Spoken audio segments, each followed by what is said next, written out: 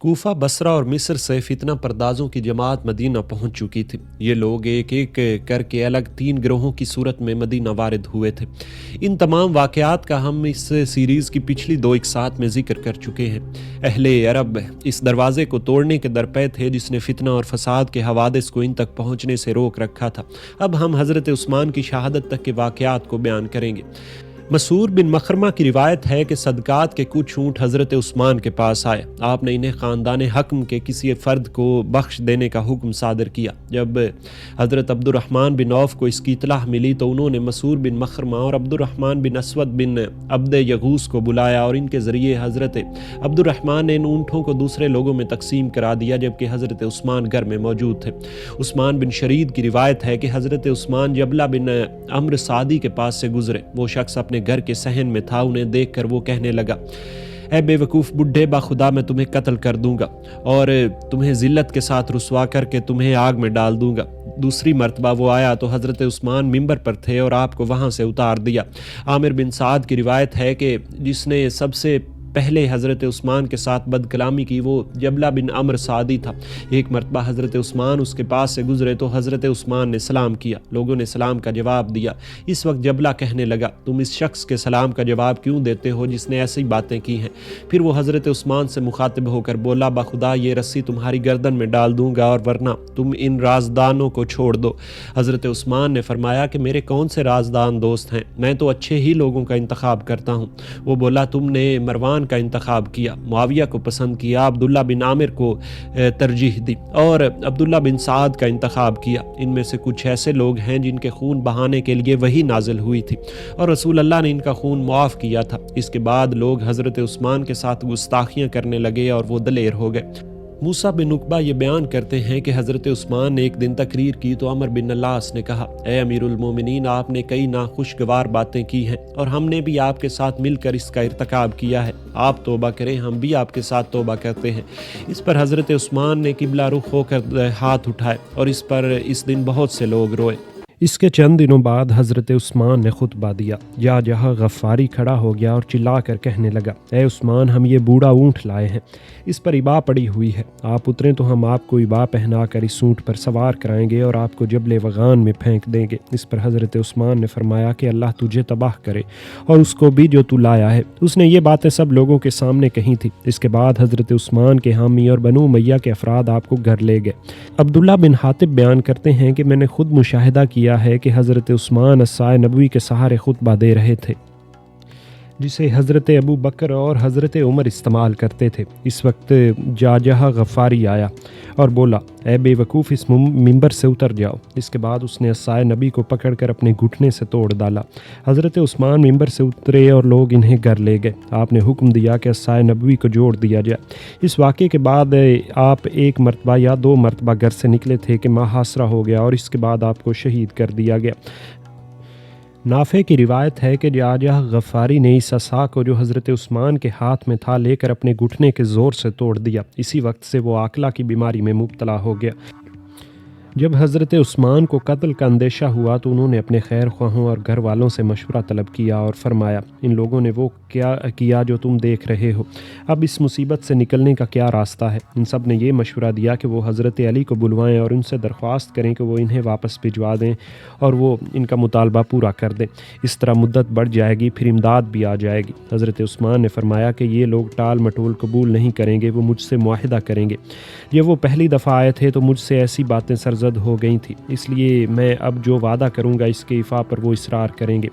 مروان نے کہا کہ اے امیر المومنین، انہیں قریب رکھنا تاکہ آپ طاقتور ہو جائیں، یہ اس سے بہتر ہے کہ وہ قریب رہ کر آپ کا مقابلہ کریں۔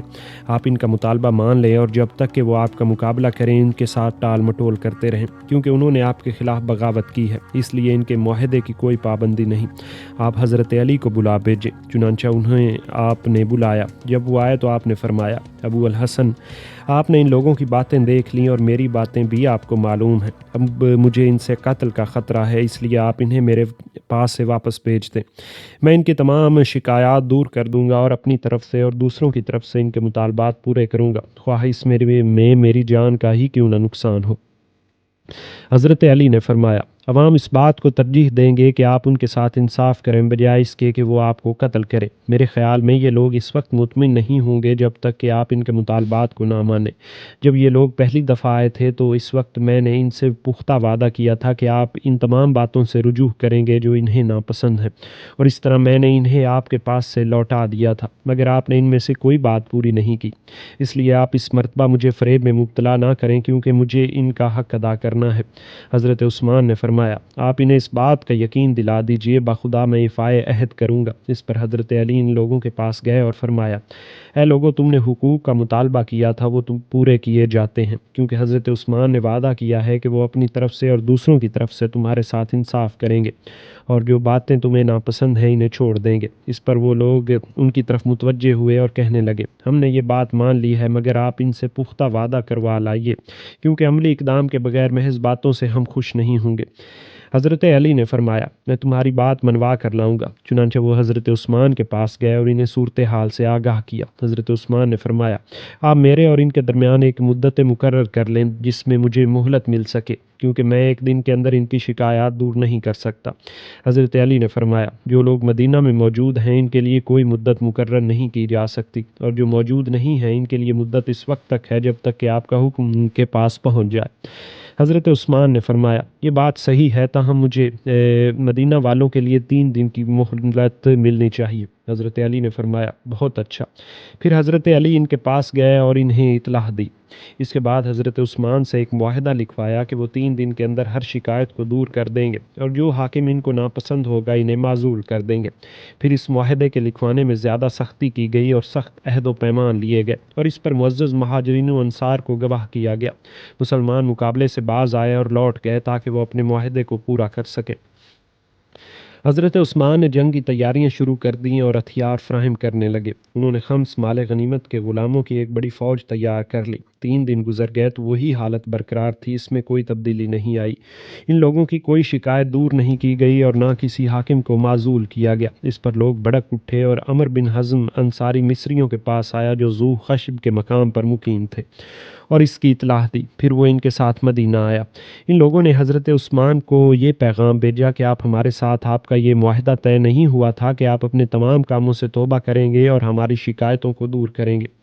اس پر آپ نے پختہ عہد و پیمان کیے تھے۔ حضرت عثمان نے فرمایا، ہاں میں اس عہد پر قائم ہوں۔ اس پر انہوں نے کہا، پھر اس خط کا کیا مطلب ہے جو ہم نے آپ کے قاصد کے پاس سے حاصل کیا جسے آپ نے اپنے حاکم کے نام لکھا ہے؟ حضرت عثمان نے فرمایا، نہ میں نے یہ خط لکھا، نہ مجھے اس بات کا علم ہے۔ وہ بولے، آپ کا قاصد آپ کے اونٹ پر تھا اور آپ کا کاتب کا وہ خط تھا اور اس پر آپ کی مہر تھی۔ آپ نے فرمایا، وہ اونٹ چوری کا تھا، کتابت میں مشابہت ہو سکتی ہے اور مہر کسی دوسرے نے لگا دی ہوگی۔ وہ بولے، گو ہم آپ کو ملزم گردانتے ہیں، تاہم عجلت میں کام نہیں کیا جائے گا۔ آپ اپنے برے حکام کو معزول کر دیں اور ہم پر وہ حکام مقرر کر دیں جو ہماری جان و مال کے درپے نہ ہوں، نیز آپ ہماری شکایات دور کریں۔ حضرت عثمان نے فرمایا، اگر میں تمہاری مرضی کے مطابق حکام کا تقرر کروں اور تمہارے مخالف حکام کو معزول کروں تو میری حیثیت باقی نہیں رہے گی۔ اس وقت حکومت کے تمام اختیارات تمہیں حاصل ہوں گے۔ وہ بولے، باخدا آپ کو ضرور یہ کرنا ہوگا، ورنہ آپ کو معزول کر دیا جائے گا یا قتل کر دیا جائے گا۔ آپ اپنے معاملے پر اچھی طرح غور کر لیں۔ حضرت عثمان نے انکار کر دیا اور فرمایا، میں اس قمیض کو جو اللہ نے پہنائی ہے نہیں اتاروں گا۔ اس کے بعد ان لوگوں نے 40 رات تک ان کا محاصرہ کیا۔ اس عرصے میں حضرت طلحہ لوگوں کو نماز پڑھاتے رہے۔ ابو حبیبہ بیان کرتے ہیں کہ جس دن حضرت عثمان شہید ہوئے تھے، اس دن میں نے حضرت سعد بن ابی وقاص کو دیکھا کہ وہ حضرت عثمان کے گھر گئے۔ پھر وہاں سے نکل کر انہوں نے دروازے پر جو کچھ دیکھا اس پر وہ انا للہ و انا الیہ راجعون پڑھتے رہے۔ مروان نے ان سے کہا کہ اب آپ پچھتا رہے ہیں، آپ ہی نے تو اس کا احساس دلایا تھا۔ حضرت سعد نے فرمایا، استغفر اللہ، میرے وہم و گمان میں بھی نہ تھا کہ لوگ اس حد تک جرت کریں گے کہ انہیں شہید کرنے پر تیار ہو جائیں گے۔ میں اب ان کے پاس گیا تھا، انہوں نے تمام ناخوشگوار باتوں سے بریت کا اظہار کیا اور ان سے توبہ کی ہے، اور یہ فرمایا ہے، میں ہلاکت کے کاموں کو طول نہیں دینا چاہتا اور ان تمام باتوں سے رجوع کرتا ہوں۔ مروان نے کہا، اگر آپ ان کی حفاظت کرنا چاہتے ہیں تو آپ حضرت علی بن ابی طالب کے پاس جائیے جو چھپے بیٹھے ہیں۔ حضرت سعد وہاں سے روانہ ہو کر حضرت علی کے پاس آئے جو مزار نبوی کے درمیان بیٹھے ہوئے تھے۔ حضرت سعد نے آ کر فرمایا، اے ابو الحسن آپ اٹھ کھڑے ہوں، میرے والدین آپ پر قربان ہوں، ایک نیک کام کے لیے آپ کے پاس آیا ہوں، آپ اپنے چچا زاد بھائی کے ساتھ صلہ رحمی کریں اور ان کے ساتھ ہمدردی کرتے ہوئے ان کی جان بچائیں، اس کے بعد جیسا آپ چاہتے ہیں ویسا ہی ہوگا، کیونکہ تمہارے خلیفہ اپنی طرف سے رضامندی کا اظہار کر دیا ہے۔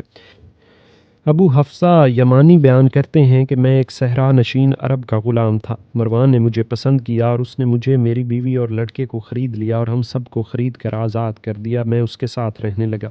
جب حضرت عثمان محصور ہو گئے تو بنو امیہ ان کی حفاظت کرتے تھے اور مروان ان کے گھر میں رہنے لگے تھے، میں بھی مروان کے ساتھ تھا۔ فریقین میں ہی نے جنگ کو بھڑکایا تھا اور قبیلہ اسلم کے ایک شخص کو چھت سے نشانہ بنا کر قتل کر ڈالا تھا، اس کا نام نیار اسلمی تھا۔ اس پر جنگ شروع ہو گئی اور میں کوٹھے پر سے اتر آیا اور اس کے بعد دروازے پر جنگ شروع ہو گئی۔ مروان نے بھی جنگ میں حصہ لیا یہاں تک کہ وہ گر پڑے۔ میں انہیں اٹھا کر ایک بڑھیا کے گھر لے آیا اور وہاں لٹا کر دروازہ بند کر دیا۔ دشمن کے لوگوں نے حضرت عثمان کے دروازوں کو آگ لگا دی اور ان کا کچھ حصہ جل گیا۔ اس وقت حضرت عثمان نے فرمایا، دروازہ اس لیے جلایا گیا ہے کہ اس سے بڑھ کر کوئی کام کرنا مقصود ہے۔ حضرت عثمان نے فرمایا کہ میں رسول اللہ کے اس قول پر سر تسلیم خم کر کے صبر کروں گا، میں ایسی موت مروں گا جو اللہ تعالیٰ نے میری قسمت میں لکھی ہے۔ مروان نے کہا کہ جب تک مجھے کوئی آواز نہ سنائی دے گی اس وقت تک آپ کو کوئی شہید نہ کر سکے گا۔ یہ کہہ کر وہ تلوار لے کر نکل گئے۔ دوسرا سلسلہ روایت کے مطابق ابو حفصہ بیان کرتے ہیں، جمعرات کے دن میں نے گھر کی چھت پر سے ایک پتھر لٹکایا جس سے قبیلہ اسلم کا ایک شخص جس کا نام نیاز تھا مر گیا۔ انہوں نے حضرت عثمان کو پیغام بھیجا کہ اس کے قاتل کو ان کے سپرد کر دیا جائے۔ آپ نے فرمایا، میں اس کے قاتل کو نہیں جانتا۔ مخالفین رات بھر آگ کی اشیاء ہم پر پھینکتے رہے۔ صبح ہوتے ہی ہمارے خلاف کنانہ بن عطاب نمودار ہوا اور اس کے ہاتھ میں آگ کا ایک شعلہ تھا جسے لے کر وہ ہماری چھتوں کے پیچھے آل حزم کے گھر کے راستے سے پہنچ گیا۔ پھر مٹی کے تیل سے بھرے ہوئے شعلے ہم پر برستے رہے۔ ہم نے دروازوں پر تھوڑی دیر تک جنگ کی اور وہ دروازے چل گئے۔ اس کے بعد حضرت عثمان کی آواز سنی، وہ اپنے ساتھیوں سے فرما رہے تھے، آگ لگنے کے بعد اب کچھ نہ کچھ کیا جائے گا، کیونکہ لکڑیاں جل گئی ہیں اور دروازے بھی جل گئے ہیں، اس لیے جو میرا مطیع اور فرما بردار ہے وہ اپنا گھر بچائے، کیونکہ یہ لوگ صرف میرے ہی طلبگار ہیں۔ بخدا بہت جلد میرے قتل پر یہ پچھتائیں گے۔ اگر وہ مجھے چھوڑ بھی دیں تو اس وقت بھی انہیں معلوم ہوگا کہ میں زندہ نہیں رہنا چاہتا، کیونکہ میرا حال بہت خراب ہو گیا ہے، میرے دانت ٹوٹ چکے ہیں اور میری ہڈیاں نرم ہو گئی ہیں۔ پھر انہوں نے مروان سے کہا، تم بیٹھے رہے اور باہر نہ جاؤ، مگر مروان نے ان کا حکم نہیں مانا اور کہا، باخدا آپ کو کوئی شہید نہیں کر سکتا اور نہ کوئی آپ کا بال بیکا کر سکتا ہے جب تک کہ میں زندہ ہوں اور آواز کو سن سکتا ہوں۔ یہ کہہ کر وہ باہر نکل آئے۔ اس وقت میں نے یہ کہا، اب میرے آقا کو نہیں چھوڑا جائے گا، چنانچہ میں ان کی حمایت کے لیے نکلا۔ اس وقت ہماری تعداد تھوڑی تھی۔ مروان رجزیہ اشعار پڑھ رہے تھے اور بلند آواز سے کہہ رہے تھے، کون ہے جو مجھ سے مقابلہ کرے گا؟ اس وقت ان کی زرہ کا نچلا حصہ ابھرا ہوا تھا جسے انہوں نے ایک پٹکے سے ملا لیا تھا۔ ان کے مقابلے کے لیے ابن النباہ آگے آیا اور پیچھے سے ان کی گردن پر تلوار کا ایک وار کیا جو کارگر ثابت ہوا اور وہ زمین پر گر پڑے اور ان کی نبضیں چھوٹ گئی۔ میں انہیں ابراہیم العدی کی دادی فاطمہ بنت اوس کے گھر اٹھا کر لے گیا۔ اس واقعے کی بدولت عبد الملک اور بنو امیہ آل سعدی کے ممنون اور احسان ہیں۔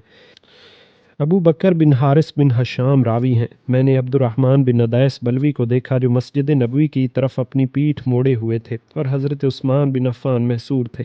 اس وقت مروان بن حکم نکل کر کہنے لگا، کون مقابلے پر آئے گا؟ اس وقت عبد الرحمن بن ندیس نے ابن عروہ سے کہا، تم اس شخص کے مقابلے کے لیے جاؤ۔ چنانچہ ایک لمبے قد کا نوجوان مقابلے کے لیے نکلا۔ اس نے زرہ کی کڑیاں ان کے پٹکے میں گھسا دی، اس کی وجہ سے وہ قدم نہ اٹھا سکے اور مروان گر پڑے۔ ابن عروہ نے اس وقت ان کی گردن پر تلوار مار دی۔ اس وقت عبید بن رفاعہ زرقی مزید حملوں کے لیے آگے بڑھا، مگر ابراہیم بن ندی کی والدہ فاطمہ بنت اوس اس پر جھپٹیں اور کہنے لگیں، اگر تم اس کے گوشت سے کھیلنا چاہتے ہو تو یہ بری بات ہے۔ اس پر وہ شخص مزید حملے سے باز آیا۔ خلفائے بنو امیہ اس عورت کے بہت احسان مند تھے اور اس کا شکر ادا کرتے تھے، بلکہ اس کے بیٹے ابراہیم کو انہوں نے بعد میں حاکم بھی مقرر کیا تھا۔ ابو سعید انصاری کے آزاد کردہ غلام ابو سعید روایت کرتے ہیں کہ حضرت عثمان نے ایک دن جھانک کر فرمایا، السلام علیکم۔ سلام کا کسی نے بظاہر جواب نہیں دیا، ممکن ہے کہ اپنے دل میں اس کا جواب دیا ہو۔ پھر آپ نے فرمایا، میں تمہیں خدا کا واسطہ دے کر پوچھتا ہوں کہ آیا تمہیں معلوم ہے کہ میں روما کا کنواں اپنے مال سے خریدا تھا جس کا پانی شیریں تھا، اس میں ایک عام مسلمان کی طرح میرا حصہ تھا؟ لوگوں نے کہا ہاں۔ پھر آپ نے فرمایا، پھر مجھے اس کے پانی پینے سے کیوں روکا جا رہا ہے یہاں تک تک کہ میں سمندر کے پانی سے افطار کر رہا ہوں۔ پھر آپ نے فرمایا کہ میں تمہیں اللہ کا واسطہ دے کر پوچھتا ہوں کہ کیا تمہیں معلوم ہے کہ میں نے اس قدر زمین خرید کر مسجد نبوی میں توسیع کی؟ لوگوں نے کہا ہاں۔ اس پر آپ نے فرمایا کیا تمہیں معلوم ہے کہ مجھ سے پہلے کسی شخص کو اس مسجد نبوی میں نماز پڑھنے سے نہیں روکا گیا تھا؟ تم نے سنا ہوگا کہ رسول اللہ نے اس کی شان میں اس قدر فضیلت بیان کی ہے، اور اللہ تعالیٰ نے بھی اپنی مفصل کتاب میں اس کا تذکرہ کیا ہے۔ اس پر لوگ کہنے لگے امیر المومنین کو چھوڑ دو۔ اس موقع پر اشتر نے کہا یہ تمہارے ساتھ مکر کر رہے ہیں۔ پھر لوگوں نے وہاں حملہ کر دیا جس کا انجام یہ ہوا۔ آپ نے پھر ان سے مخاطب ہو کر واعظ و نصیحت کی، مگر اس نصیحت کا ان پر کوئی اثر نہیں ہوا، کیونکہ ان لوگوں پر پہلی دفعہ واعظ و نصیحت کا اثر نہیں ہوتا تھا۔ پھر جب دوبارہ انہیں نصیحت کی جاتی تھی تو وہ بھی بیکار جاتی تھی۔ ایسی حالت میں حضرت عثمان نے دروازہ کھول کر قرآن مجید کا ایک نسخہ اپنے سامنے رکھ لیا۔ اس کی وجہ یہ تھی کہ حضرت عثمان نے رات کو یہ خواب دیکھا تھا کہ نبی کریم صلی اللہ علیہ وآلہ وسلم یہ فرما رہے تھے کہ آپ آج رات ہمارے ساتھ افطار کریں گے۔